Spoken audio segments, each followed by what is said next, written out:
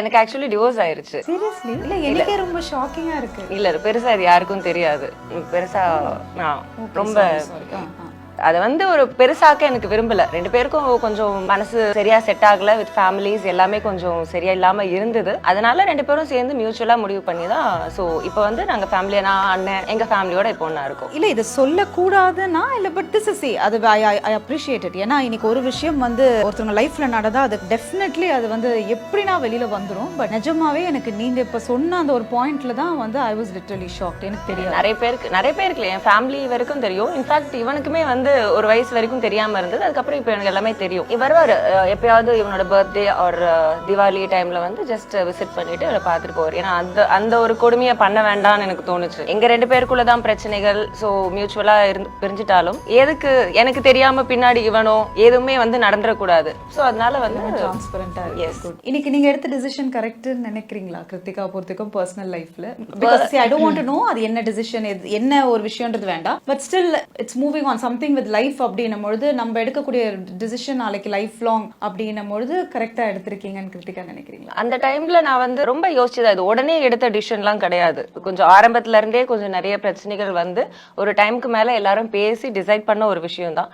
அந்த டைம்ல நான் யோசிச்ச ஒரு விஷயம் என்னன்னா, இவன் எங்கேயாவது நாளைக்கு பெரிய பையனாகி ஒரு அப்பா இல்ல, அப்பா கூட வளரல அப்படிங்கிற ஒரு ஃபீலிங் வருமோன்னு தான் நான் யோசிச்சேன். பட் காட் கிரேஸ் என்ன ஒரு விஷயம்னா, இப்போ நான் எங்க அண்ணன், என் அண்ணி பசங்க, ஸோ அம்மா, நாங்கள் எல்லாருமே இப்போ வந்து ஒரு என்ன சொல்றது ஜாயிண்ட் ஃபேமிலியாக தான் இருக்கும். ஸோ என் அண்ணனோட பசங்க 2 பசங்களுக்கு வந்து எங்கள் அண்ணன் எப்படி வந்து ஒரு அப்பாவா பிஹேவ் பண்ணுறானோ அதே மாதிரி தான் என் பையனுக்கும் இருக்கான். ஸோ அந்த விஷயத்தில் வந்து இவன் ஐயோ ஒரு அப்பா இல்லையோன்னு அவன் ஃபீல் பண்ணுற அளவுக்கு கண்டிப்பாக நடக்காது. ஏன்னா எங்கள் அண்ணனுக்கு 2 பசங்க பிறக்கிறதுக்கு முன்னாடி ஃபர்ஸ்ட் இவன் தான் எங்கள் வீட்டில். ஸோ எங்கள் அண்ணன் வந்து மாமாவா இருந்தாலும் ஒரு விஷயத்துல ஏதோ ரோஹிணி நட்சத்திரம் அப்படிங்கறதால ஏதோ தத்து கொடுக்கணும் அப்படிங்கிற மாதிரி, ஜஸ்ட் ஒரு ரோஹிணி நட்சத்திரம்னா கிருஷ்ணரோட ஜாதகம், ஸோ அப்பா அம்மா கூட இருக்க மாட்டாங்க, ஸோ அதுக்கு வந்து மாமாவை தத்து கொடுக்கணும், ஏதோ ஒரு ஜாதகத்துல சம்திங் இருந்தது. ஸோ அந்த டைம்ல கூட எங்க அண்ணனுக்கு தான் நான் வந்து அவனை தத்து கொடுத்துருப்பேன். உண்மையாவே நான் சொல்றேன். ஸோ அதனால வந்து எனக்கு தெரிஞ்சு அவன் அப்பாவை ஃபீல் பண்ற அளவுக்கு இல்லைன்னு நினைக்கிறேன். கடவுள் புண்ணியத்துல இப்ப எல்லாரும் ஒன்னா இருக்கும்.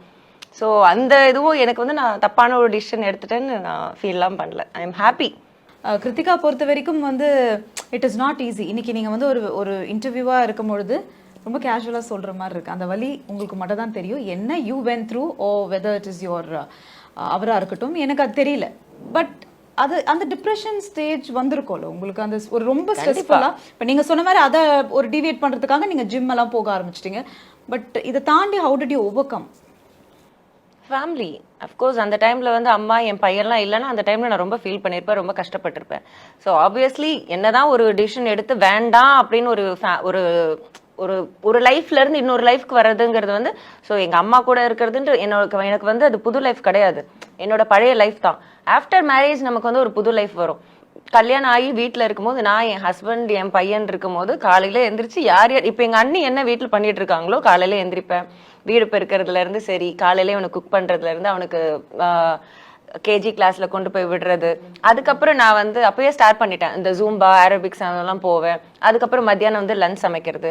ஸோ இந்த மாதிரி ஒரு இல்லற வாழ்க்கைக்கு ஒரு ஹவுஸ் ஒய்ஃபா என்ன பண்ணணுமோ அதையுமே நான் ஒரு 3-4 இயர்ஸ் பண்ணிட்டு அதுக்கான கொடுப்பேன்னு நான் சொல்ல மாட்டேன், அது இல்லைன்னா எனக்கு கொடுப்பேன் இல்லைன்னா சொல்ல மாட்டேன். இப்போ நான் நல்லா தான் இருக்கேன், ஹாப்பியா இருக்கேன், அதெல்லாம் எந்த குறையும் இல்லை.